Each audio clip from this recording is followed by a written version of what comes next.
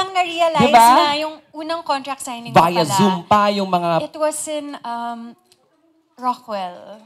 Sa Rockwell. Tapos, syempre, walang press. So, ngayon ko lang pala na-experience to. So, hi guys ulit.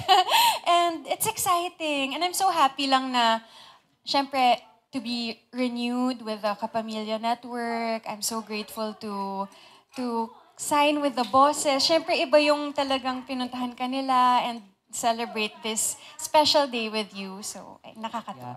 Na-pressure ka ba? Kasi syempre, di ba, na-shoot nyo naman na yun. Tapos syempre, yung mga ibang ipapalabas pa lang. Di ba? Parang, ay, baka mamaya, iba yung nagawa ko doon. Yes. Meron talagang certain pressure yung Dirty Linen kasi ramdam ko na talagang malaking project siya. Tapos bigatin lahat ng mga ka-eksena ko. Siguro for the first few weeks talagang pati kila Sir Joel Torre, John Arcilla, Miss Janice de Belen, nasa starstruck ako. So, luckily, grabe yung guidance ng mga director and it was such a fun set. So, ayun, yun na lang yung iniisip ko kesa yung pressure masyado. Yes, ang daming projects. Yes, opo.